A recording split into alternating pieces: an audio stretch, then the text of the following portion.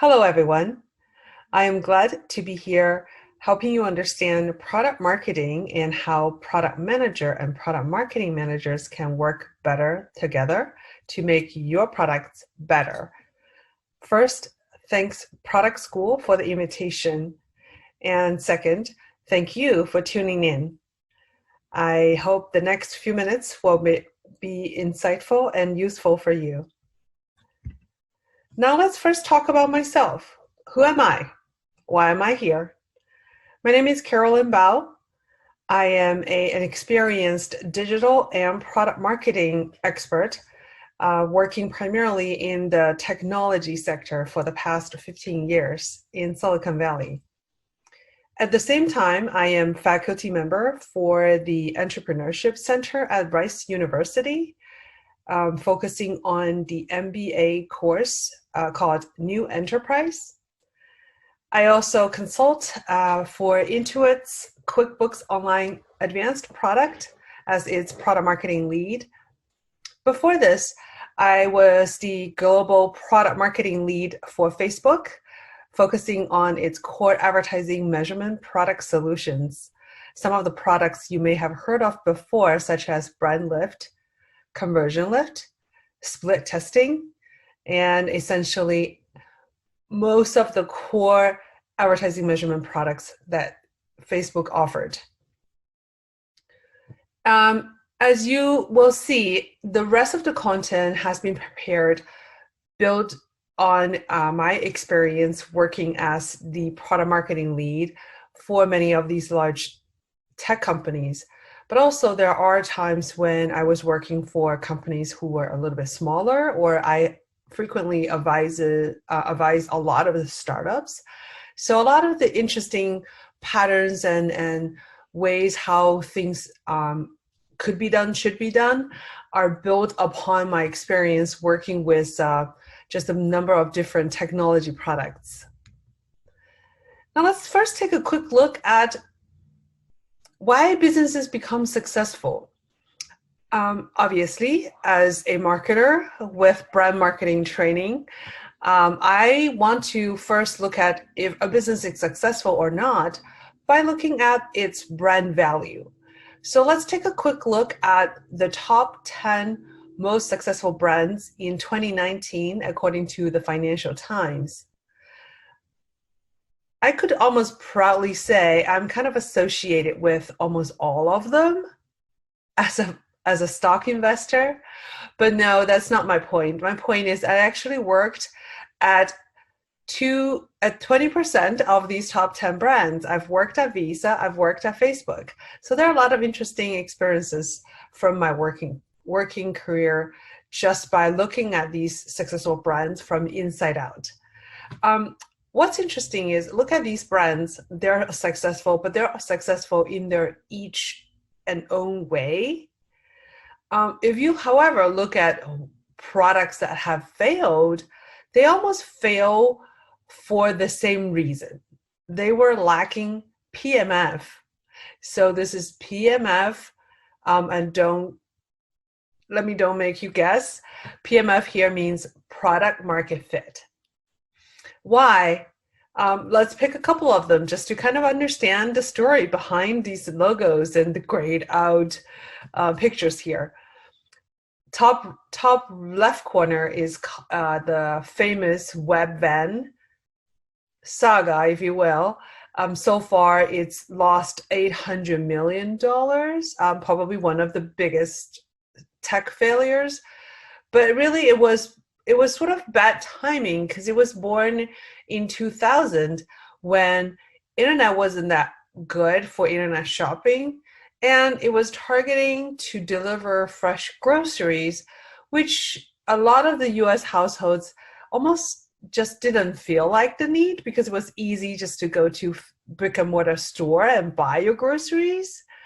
Had it been sort of born this year, with everybody have to work from home and not going out beyond like 100 yards from our houses, just look at Instacart, look at all the fresh grocery delivery companies. They're growing like wild weeds right now, right? Because they are born at the right time. So this lack of product market fit for wet when unfortunately was not the right timing, not the right business model for the time they were born. But let's take a look at the far right picture, Lululemon. Obviously, these days, if you are a woman who claims to have the fitness regimen and you don't own a pair of Lululemon, it feels like you have been left out. And Lululemon has legitimately become such a big brand that it's actually challenging Nike and its unshakable position as the leader of sports apparel. Such a big, successful brand still have made some failures. This particular pair of pants was so see-through. It's actually called the Asteroids pants. I believe the year was 2013 when it was introduced. Lululemon had to recall these pants because customers who bought these pants called in and furiously demanded refund because as much as they have the figure to show for, they were not ready to go all out and become skimpy. And those pants, unfortunately, was misaligned with their customers and their customers' preferences. G Plus and Google Glass are the two that's in the middle. That guy wearing those glasses, sort of spy looking, as you guys remember. After all the fanfare that Google has put behind these two products, unfortunately, they had to conclude there was no product market fit. Google Glass was triggering some privacy policy concerns, and Google Plus was just not able to find the sort of secret sauce that hooks consumers to continue using Google Plus in its sort of sorely lost battle to Facebook. So all of these products, large or small brands, they may fail, and their failure primarily is because of lack of product market fit. In fact, CB Insights has done research of hundreds of startups, and they asked them, why did your business fail? Based on all the results, I summarized them and look at the specific details of all the answers. You'd be really surprised. Startups that fail, as we know, 90% of the startups fail. But the reasons why they fail are oftentimes not because of money. But naturally, you would think money is the first reason why startups fail. Really isn't. The very first and the highest contributing factor is no product market fit. So I've driven home this idea a lot that product or businesses both need to have strong product market fit to continue to grow. Then here is where product marketing comes in to add value. Increasingly in the tech world, product marketing has become a very well-defined profession, and it has its very specific charter. And oftentimes you will find product marketing managers are embedded in the product scrum teams who work with you all in a very tight-knit product team. So the goal of product marketing somehow, however, has often been misunderstood by our PM counterparts. Oftentimes, product managers come to product marketer primarily talking about one thing, which is, we're going to launch the product soon. How about go-to-market? How do you plan to drive the go-to-market? How are you driving go-to-market for the last feature that we launched last month? If there's a day when you have a conversation with product marketing manager and you did not mention go-to-market, I'd say it's a good drinking game. We probably should start and track it. But long story short, why is product marketing even here? What is the charter? As I said, is pretty well defined. Really, the charter boils down to this short phrase is, our job is here to improve product market fit. But we do so through a number of different things. So let's first examine what is product market fit. This is a phrase that was first coined by Mark Anderson in his write-up about The Only Thing That Matters. And it reads really plain and simple. Product market fit means being in a good market with a product that can satisfy that market. Wow, you almost did not tell me anything. But if you think about it, it actually has some interesting aspects to it. First is you need to be in a good market. So not a market, but a good market. How do you define what is a good market? And the second is you need to have a product that satisfies that market. So there is a matchmaking work that we're doing as we say we're launching to the market. So what is that matchmaking process that we're doing? How can our product satisfy the needs of that particular market? That is not something that one person can single-handedly do, nor one function can single-handedly do. And this is where we too, PM and PMMs, oftentimes need to work with. So now that we understand PMF and we said PMF is kind of vague, what are some signs of lack of PMF? You know, have you noticed some products, customers complain that the price is too high, or they're not actually sharing about this product, and the usage of the product somehow just doesn't grow as fast as you thought? You know, you hear people say 10% year over year, but you also hear people say 10% week over week, 10% day over day. How do those day over day and year and week over week growth come? And we're seeing like 10% year over year, while most companies do like 20% as a good company. So there's something about that as well as a good indicator. Another good sign is media doesn't seem to be like super jumping up and down. There may be some coverage, but the coverage was kind of lukewarm, and sales cycle may seem to be long. You ask your sales team and say, how are the deals? Yeah, we're still following up. They're just not signing. But what does having PMF feel like? Customers are buying your product off the shelf as quickly as you can make them. And usage has gone up so much that you have to keep buying servers. One of the good examples of that is YouTube. If you all remember, Steve Chen and his co-founder, they had to like literally kept swiping their credit card just to buy servers to meet the demand because there's so many people streaming videos. So usage is another good indicator. Otherwise, customers are happy to pay. They don't question the value. You don't get a lot of these, maybe we won't renew next year. We don't know. We have to do some calculation of ROI. If you are in the sort of defensive ROI storytelling, then that's an early sign that product market fit has been tarnished. And otherwise, you also see that there's so much demand that, you know, marketing may have generated so many leads. You have to hire more SDRs, sales AEs, just to follow up on those leads. And the same is true with media. Media has been calling you like, can we talk to you? Can we talk about that product? I mean, all these are great signs that you have product market fit. But ultimately, there's one very strong signal that you have product market fit. Your customers are telling each other about your product as if they were your hired employees. Wow, that is pretty hallelujah, right? How do we make that happen? Product marketing team can help and work with you to actually create that perception. And we'll talk about that in a sec.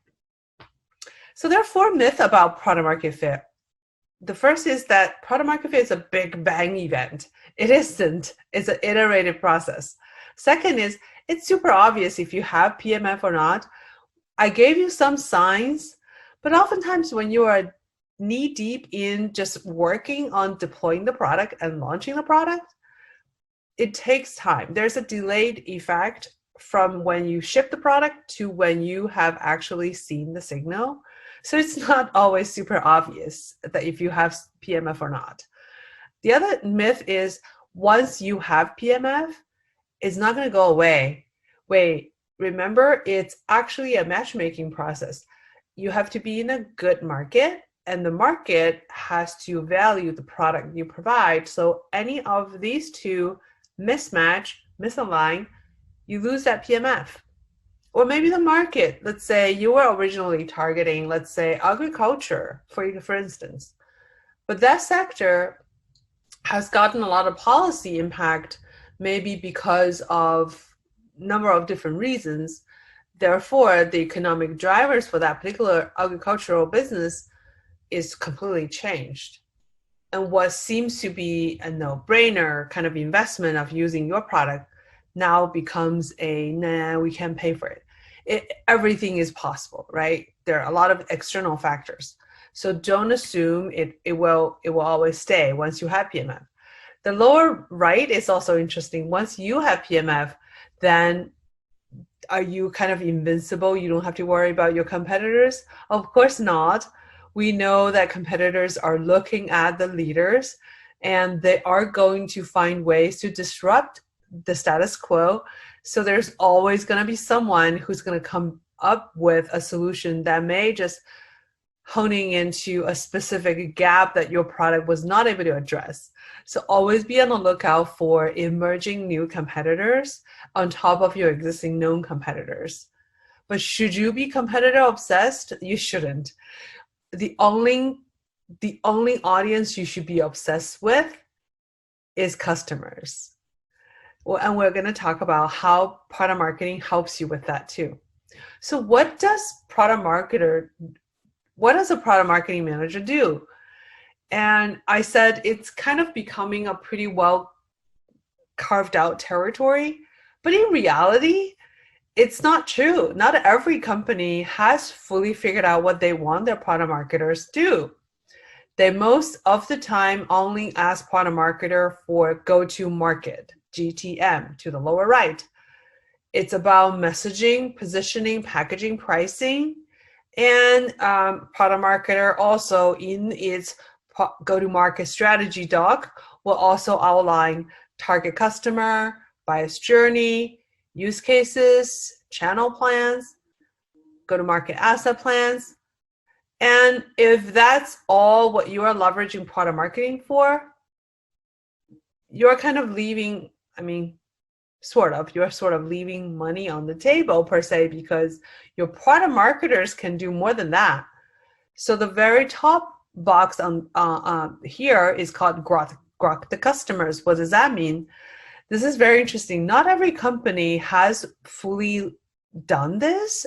From the companies I advised and have worked at, but the companies that have done that homework and asked product marketing to kind of be in charge of that, they have seen just tremendous growth by orienting not only product marketing, but also demand generation, product management, customer service, and sales. The reason is when you fully grok the customer, and you remember I mentioned be customer obsessed, when you really understand the customer, you have a way where product marketing can kind of play this quarterback to really codify the user and buyer personas. Who are the users and who are the buyers? Oftentimes they're not the same people for B2B. And by the way, PM, if you have a big portfolio of products and a lot of different product managers working on specific parts of that product, not each PM has a centralized way to kind of describe who their user is. So it's really important for product marketing teams to help you kind of start creating a central library of the definition for users, for buyers, and the buying committee. And for each of those folks, we need to articulate their respective jobs to be done, their respective pains and gains. And this is a super interesting point, because I just far too often I see product managers or my product marketing colleagues start talking about a new product, new feature, and we always don't only talk about customer pain points. But don't forget, there are opportunities when our product deliver gains to customers. We made our life richer and better. Think about iPhone. Think about Tesla. Think about Starbucks. We don't have pains. I mean, maybe we do when we don't have coffee on Monday mornings. But for the majority, when we go to Starbucks, it's not because we're in pain we have to get that coffee. It's because we enjoy that aroma, that ambiance, that latte, that the familiar go-to. It's because this brings joy to us. And your product could bring joy to your customers too. So don't forget about that. The next thing that we also help with, and this is also super interesting, is the fact that product marketers sometimes are not authorized or empowered to work on this. But if you really trust them and work with your product marketer properly, they can be your super powerful partner in influencing how the product roadmap should be shaped. Because as I mentioned earlier, your product marketing team should be grokking the customers. They know what customers' pains and gains are and their jobs to be done. And by the way, after they launch the product, your product marketing team constantly will be engaging with customers to fish for marketing claims, success stories, testimonials, quotes. And they can also perform messaging and customer fit. So all of that in this overall exercise, they have accumulated a ton of insights about your customer, about whether your product fits your customers' jobs to be done. And you can also work with them to entrust them and ask them to help chime in on competitive. What are some emerging competitors that maybe your initial competitive research did not include because they have their ears so tight on the ground and working with customers.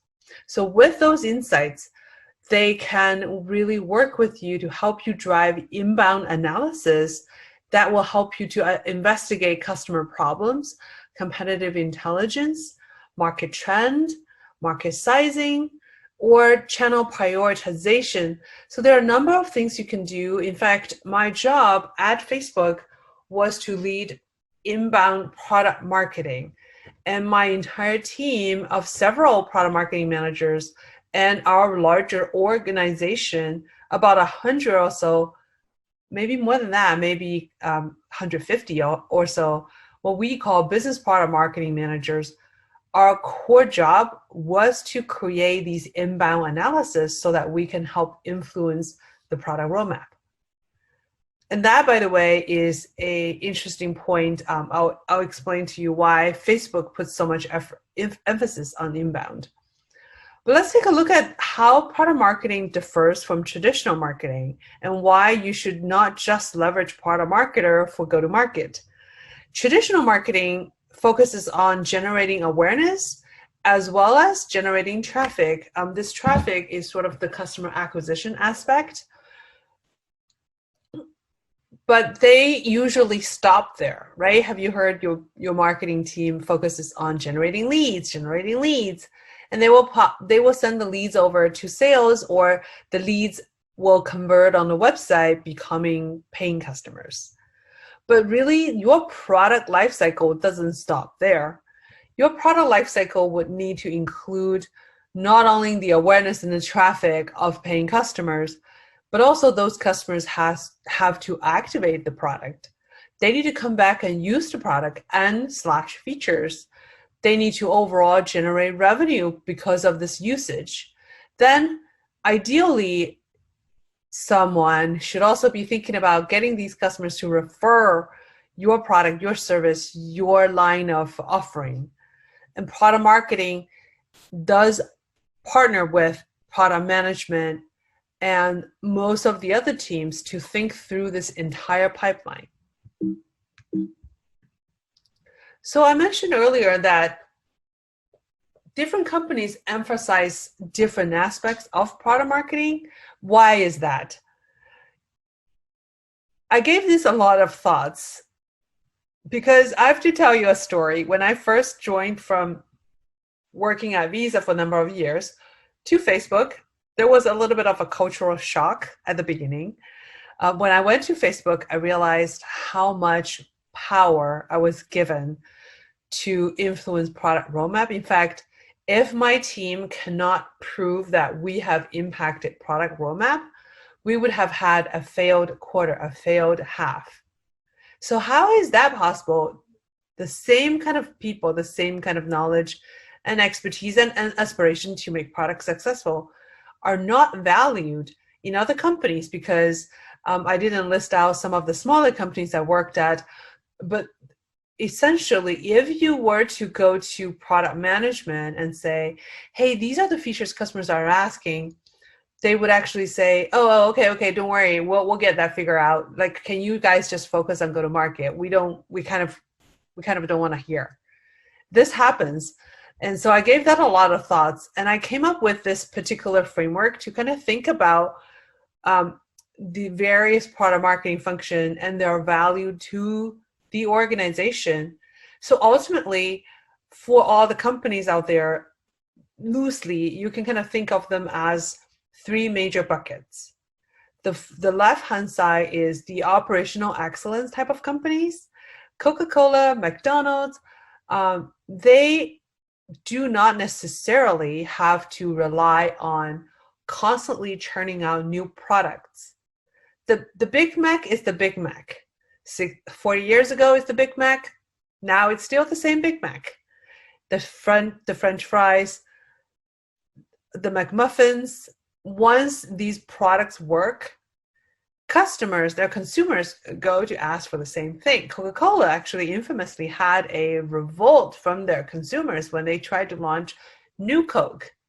So in a way, these companies, their source of growth primarily come from operationally excellent. The reason is every trip of product shipped from the manufacturer to the store, and from the store with all the sales numbers, like those are the areas they need to continuously improve. In fact, some of the companies would take that to the next level and focus on Six Sigma type of black belt kind of process improvement. And marketers in these organizations then really will be focusing on their craft, or they're asked only to focus on outbound. How do we drive more brand recall, brand affinity? And by the way, because we know competitors are also spending money, so we need to keep spending money, and it's the same product, so we need to come back with different creative platform telling another story that just, no matter what, we just want to be fun and relevant, and you don't forget about us. And that is super important, especially in B2C world. However, you would see it's of lower importance for PMM to continuously refine, for instance, customer persona. And the reason is because it's the same kind of folks, right? And by the way, PMM for inbound is almost sort of clamped down, like just don't mess with roadmap, because you kind of gotten a lot to work with. Like just perfect our creative platform, perfect our story. And if you move to the middle, there are companies that innovation still is their source of growth, but their innovation cycle is not measured by days, weeks, months, even sometimes. I put a couple of samples here, Cisco and Visa. I mean, how often do you hear Cisco push out new product?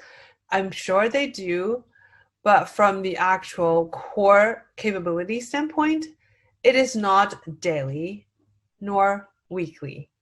And that's the same case with some of the companies like Visa. So there's a good blend then between the outbound, which is the PMM go-to-market perspective. And in this case, you can see the PMMs have to work a little bit more around integrated campaigns, trade shows, industry events, and content marketing, right? But they still do not do too much customer marketing or too much inbound. They do, and it's kind of like, sure, thanks, but they're not required as a core duty. However, things almost kind of flip if you move all the way to the right-hand side. These are the companies that their source of growth comes their sources of growth come from innovations. They have to constantly innovate so they, as a business, can achieve those phenomenal rate of growth. As we all know, Facebook, Google, they are this sort of poster child of Silicon Valley in terms of fostering innovations. How do they do that? That was part of the reason why it was sort of a cultural shock for me, is because decision making is more bottoms up, and everybody could have had a good idea. Everyone is encouraged to come forward with their idea of solving problems that they have identified. So how do you encourage that? How do you help then to consolidate and think through some of these ideas in a holistic way? That's where the PMM inbound capabilities become super valuable, because in this case, the inbound PMM, oftentimes I think of that role more like a PhD student, if you will, where you have to have this methodology, sort of a scientific methodology, to say, what is the hypothesis? What are the problems we're trying to solve? If we don't address those problems, what is the damage to the business? What is the downside to the customer? So once you can articulate of that, oftentimes these then become a sizable enough inbound project that PMMs then will be able to lead. And at Facebook, frankly, we do it with such great level of investment that we were open to even flying teams out to foreign countries to conduct some of these primary research, interviewing customers, observing customers' behaviors as in an immersive environment in their own office, for instance. All of those things would go into this super jam-packed inbound report that we will produce, which really becomes a super helpful insight for product management team, who obviously is led usually by very bright product managers, but they're only one man or one woman. So by partner up with PMM, who then quarterbacks these type of super comprehensive research, our product roadmap can really harvest the innovative ideas from the ground up and turn some of those ideas into concrete elements that will impact and change the product roadmap. But what's interesting is outbound PMM, I call them not as important. It's not exactly true, because companies of Facebook and Google size, these outbound PMM are oftentimes basically kind of delegated to very specific people who will be able to focus on just the outbound. And oftentimes they have agencies that help them to do those work as well. So if you are in a small to mid-sized company, if the PMF, if product market fit, has not been fully kind of confirmed, my recommendation is don't ask your PMM to work on too much of the paid media, because that would be money wasted. Because it's almost like driving. It's almost like using a leaky bucket to try to scoop up water. You can spend the money, you can try to get the water, but eventually you will have not a whole lot to have retained. So instead, in the early stage of your product, think of your PMM more like the Facebook and Google PMMs, where leverage them for inbound, for product market fit analysis, as essentially another brain of yourself. Work hand in hand, identify that. Once you have gotten PMF, then ask your PMM to go wild with outbound. Think of ways to help you amplify and tell the entire world about the story. Let's just fly through two quick organizational examples. At Visa, if you were the brand owners, which essentially performs product marketing work, you are kind of in the middle of this upstream and downstream, where the upstream shapes the product. This includes product manager, product analysts, tech lead. They will go ahead and build the product. And then they will brief you on what's launching. This is how it looks like. As product marketing manager, then we organize the information from upstream, and then we develop value prop, positioning, etc.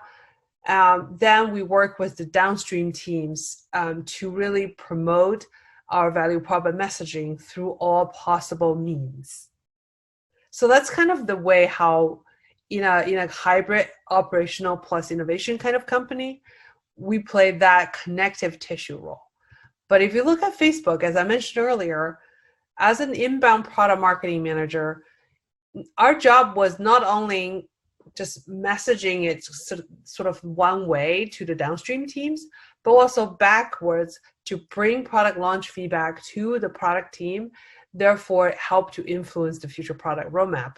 And in fact, in the downstream, as inbound product marketing managers, we also have a seat at the table. We would do our regular product concept review, business review, design review, and we will have this opportunity to have multiple checking points to make sure the product that is being developed is developed to solve a job to be done that we have collectively contributed to, solving for a segment that product marketing have run analysis and agree is the high priority segment, and making sure the product has built in such a way that is actually sellable. So in terms of go-to-market, how do we help doing go-to-market? It's essentially kind of giving you guys a little bit of the sort of insider's perspective. If you're growing your business from 0 to 1, really what's important is define your target persona and then define your product story that would actually be resonating with your core persona. Then go ahead and create your content. Then you create your content once and publish it everywhere. That's what this COPE means. Then fifth step is test and improve. So I'm super glossing over a ton of work in go-to-market, but that's kind of how it should work.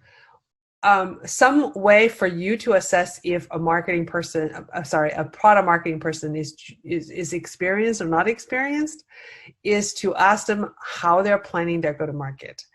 If they come to you and right away to give you a checklist of all the channels, they probably have not done their homework. What they should really understand is, what is this product? Why is this product created? And for whom this product is ideal? And by the way, in what scenarios this product does not work, which then help them and the rest of the teams to refine their targeting so they're not just spraying and praying. Whoever is telling you to spend money, otherwise there's no coverage, they either do not understand product marketing or they have not had a real kind of 0 to 1 experience. So just be on the watch out for that. Now, how do you best work with PMMs? We're really not super different species compared to you guys. In fact, there is an insider joke where I've had product management leaders confessing to me, hey, some of your PMMs feels like they just want to drop the M in the middle of their title. So you will feel the heat sometimes that PMMs will come to you and asking a ton of questions, or PMMs would go ahead and launch stuff that you may not agree. The best way to make sure we are always aligned, I kind of broke down the 4 main areas where I think are super important for us to collaborate with, and the information that we need. And ultimately, the headline is communication, communication, communications. Second is trust each other, that if they seem to be not in agreement with you, it's coming from good intent. The third is integrate. The integrate means integrate your product marketing manager in your customer calls, in your Scrum meeting discussions, in your roadmap planning, and your locked down plan, so PMMs can start working on your stuff as soon as possible. The last is don't forget PMMs are slightly different kind of folks compared to the regular marketing folks, where successful and good PMMs tend to have a little bit knack for the technical details. So leverage them almost as another colleague when you really need to build a strong, punchy business case to solve a big customer problem. Then what are those areas where we need information?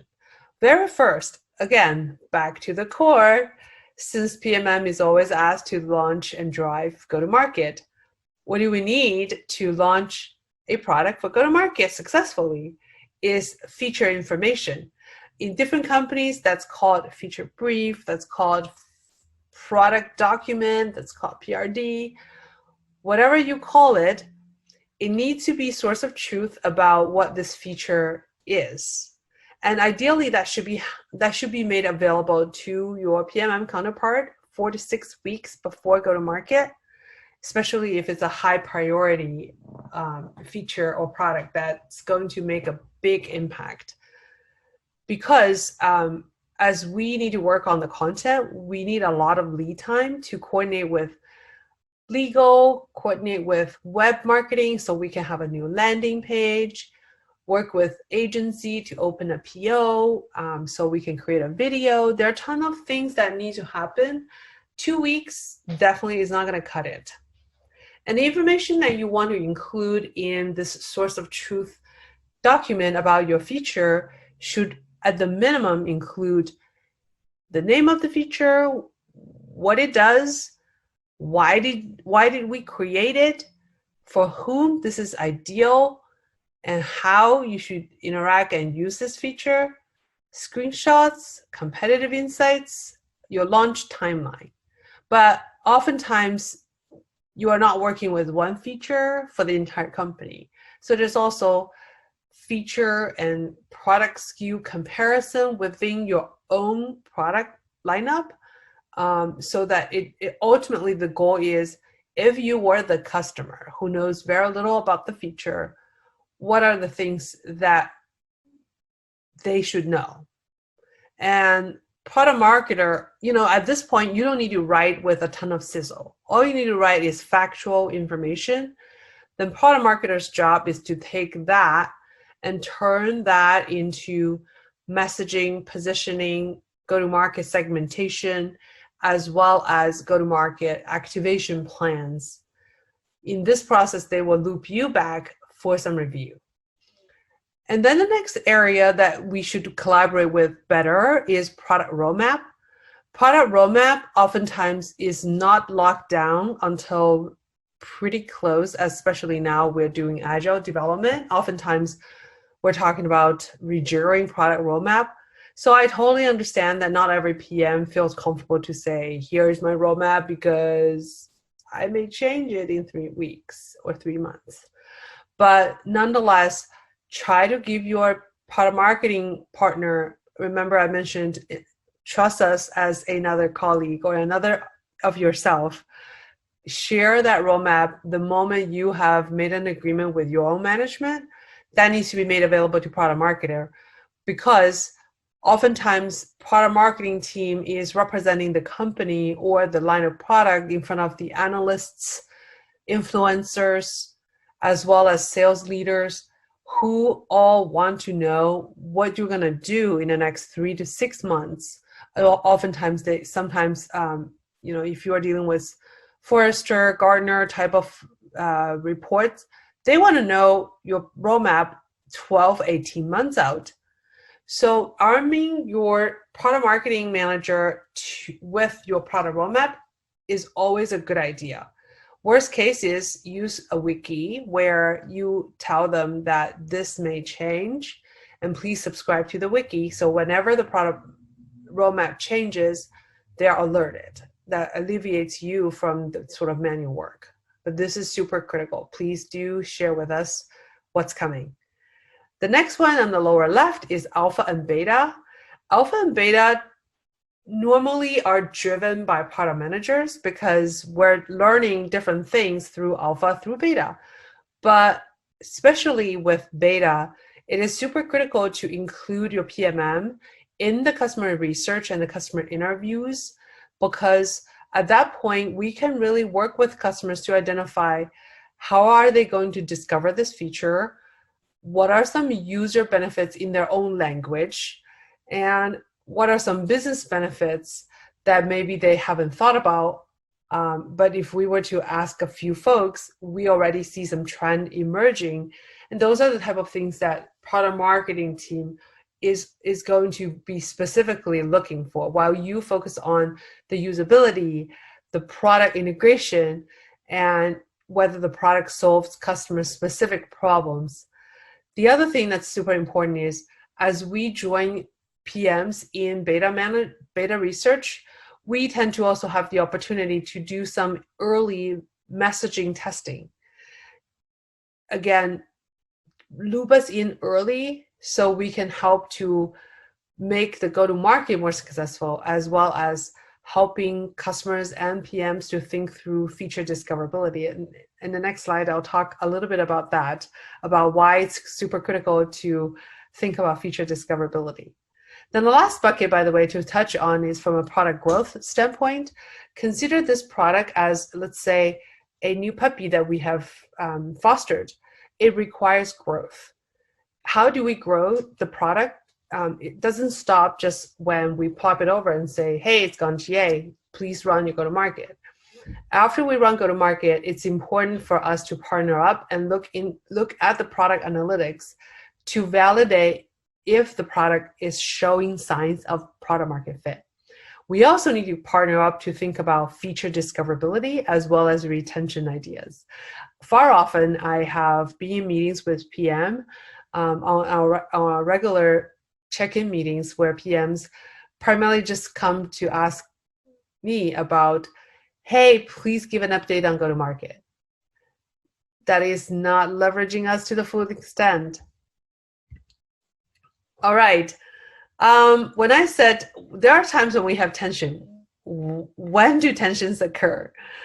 One is there are times when our proposed features that we think should be included in the product roadmap may not be visible or super high priority to the product management group, as well as which feature should go first.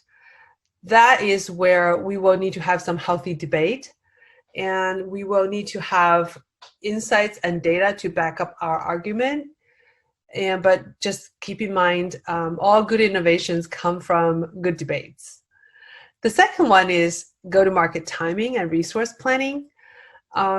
This is almost also universal. There are times I have seen product managers said, we've worked on this feature for the past 6 months. This is super important.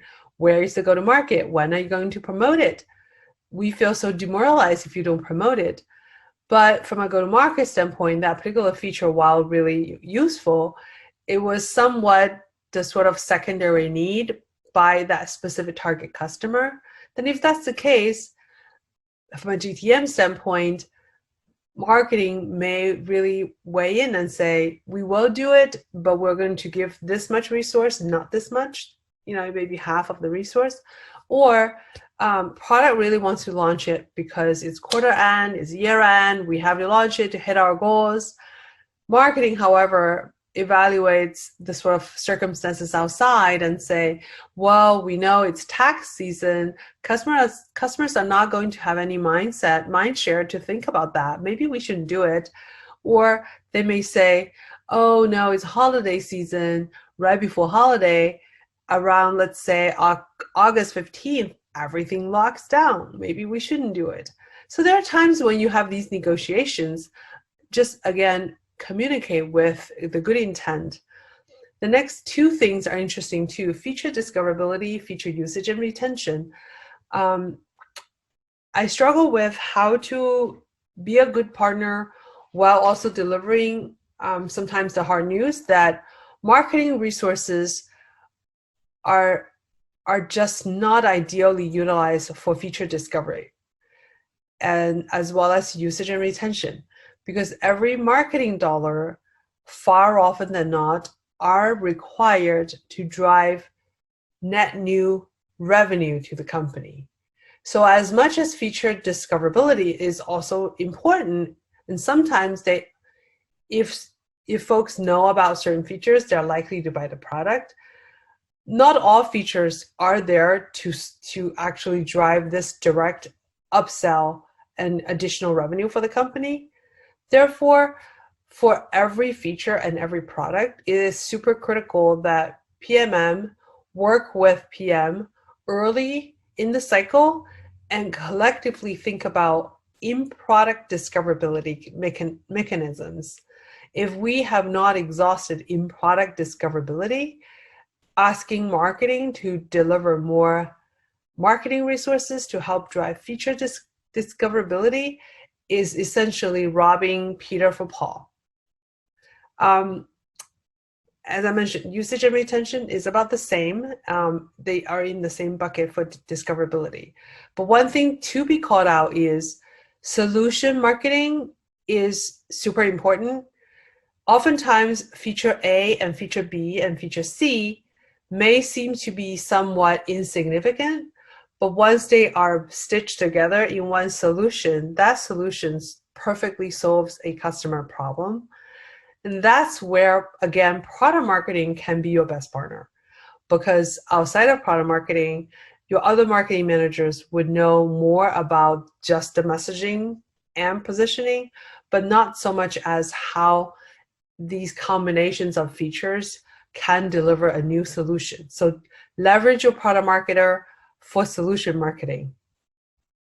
So that is a quick share out with you about what product marketing is, how you can better work with product marketing to maximize product market fit for your products. And thank you for listening. Look forward to be connecting with you. Bye for now.